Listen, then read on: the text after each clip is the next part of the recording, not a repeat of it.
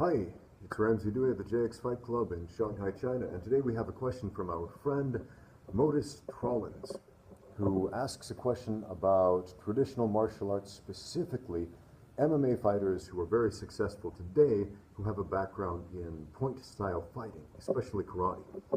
So we've seen this new wave of fighters like Michael Venom Page, Galore Bufando, Conor McGregor, Stephen Wonderboy Thompson, guys like that, who are really good at winning fights and really good at showcasing their traditional martial arts techniques that we really haven't seen much, if any, of in the last 20 years.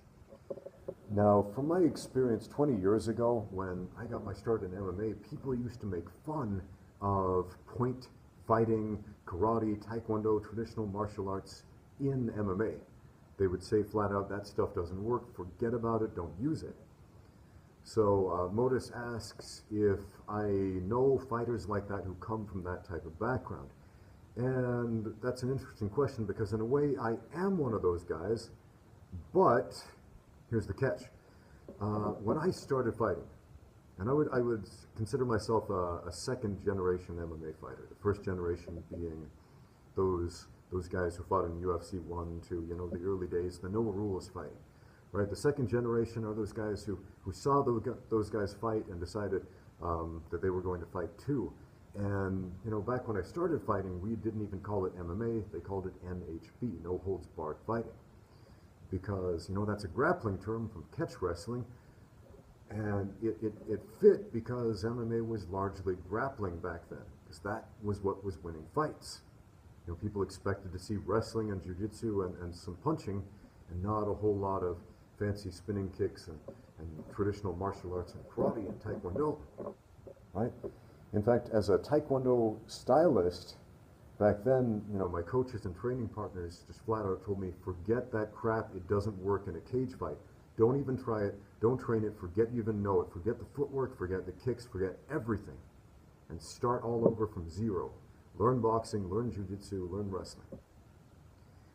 And that was a big blow to me, and I can't help but wonder if I came up in mixed martial arts today with the same background, with coaches who also had that type of experience, successfully integrating traditional martial arts into MMA, and instead of telling me forget that crap, it's useless, telling me, hey, this is how you can integrate karate and taekwondo into mixed martial arts, because clearly you can, right? So this next generation, this fourth generation of MMA fighters, like McGregor and MVP and these fantastic stylists of point fighting who cross over that barrier into cage fighting. Yeah, they come from that background, but they have the added advantage of 20 years of experience and film and study to draw on that simply did not exist when I started out. And when I started out, we had, the early UFCs to look at for information about how to win a cage fight, and what that taught us is jiu-jitsu works and wrestling works, and punching your opponent when you pinned him with wrestling and twisted him into a pretzel with jiu-jitsu, that works. Everything else, not so much. And I remember when Maurice Smith became the UFC champion back in the day, the first kickboxer to win the UFC title. I mean, I was really stoked when I saw that. I was like, wow, strikers can win in this sport. That blew my mind. I mean, it was really basic striking, and you should never forget basics win fights. They absolutely do. So always go back to basics. Right? As fun as it is to do fancy spinning karate kicks and all that, always go back to basics. Right? So that one thing my coaches and training partners told me, you must establish this foundation. Yeah, they were absolutely right about that. Right? But when we have that foundation, what they didn't tell me, something I had to learn from myself, was you can add on to that. If your boxing is good, if your wrestling is good, if your jiu-jitsu is good, that means you've got a positional understanding. And once we understand position, then we can attack successfully. The craziest attack in the world works if we are in position. The best attack in the world fails when we're out of position. So, the next part of Modus's question was, do I know anybody like that, besides myself? Yeah, I mean, I've actually trained a lot of guys who come from traditional martial arts backgrounds. One of the great things about the JX Fight Club here in Shanghai is that I train people and I train with people from all over the world. Sambo fighters from Russia, saboteur from France, kickboxers from all over Europe and Eastern Bloc countries, judo fighters from Japan, Brazilian Jiu-Jitsu people from all over, people who practice all these different martial arts and combat sports, Kung Fu, Sanda from China, and it's this great melting pot of martial arts here. And, we've always got this steady influx of new people coming in because Shanghai is such a transient community of people coming in and coming out and coming in and coming out, and so there's always this, again, a great melting pot of martial arts experience to learn from and to draw on. And so much that I've assimilated into my own style and teaching methodology. Right now I'm working with this Italian guy who's a really good, talented karate point fighter, and you can see it in his sparring. And I can see, I'm so glad that I went through that experience of struggling to make my traditional martial arts fit into my MMA game plan, because it makes it so much easier for me to teach guys like that how to do it, instead of telling me, forget about that, you just need to learn this completely different martial art you know nothing about, and you'll never go back to that thing you're good at. And that's a terrible thing to tell somebody, I think. Right? Especially if the thing they're good at is actually good. And being able to effectively land punches and kicks on a resisting, moving opponent, that is a very good skill set.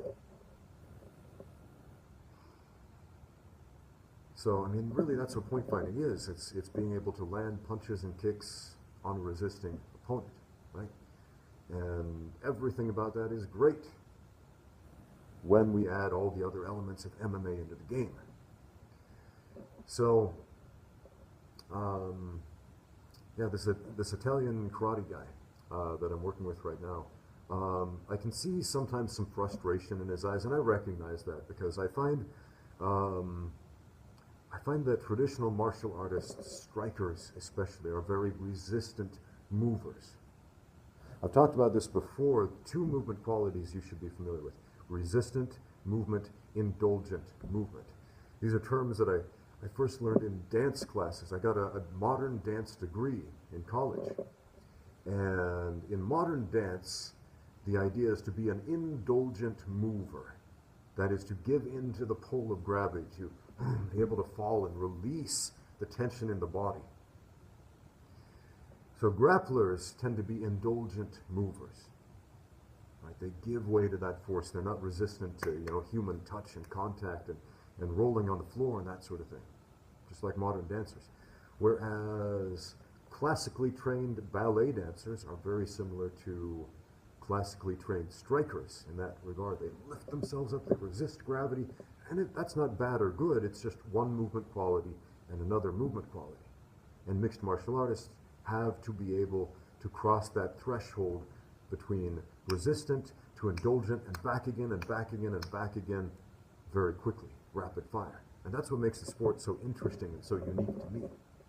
Because in almost every other combat sport, you stick to one movement style: resistant or indulgent, resistant or indulgent, right? So it kind of brings that Bruce Lee saying about being like water full circle, right? Because really all he's saying, be like water, my friend. When water fills the teacup, it becomes the teacup. It goes from this fluid, dynamic, indulgent movement quality to boom, rigid and solid and structured, right? Water can flow, and water can crash, right? And so can people, right? Because we're mostly made of water, right? So, but again, resistant movers who are highly trained and highly specialized in moving with that movement quality of resistance. Strikers specifically generally have a very hard time learning to transition to indulgent movement and vice versa. But I usually find indulgent movers have an easier time transitioning to resistant movement qualities. In other words, wrestlers, jiu-jitsu guys generally have an easier time learning how to strike proficiently, at least to the point that they can use their jiu-jitsu in an MMA fight or their wrestling in an MMA fight. They usually have an easier time doing that than strikers have developing a proficient level of grappling that allows them to use their striking in an MMA fight.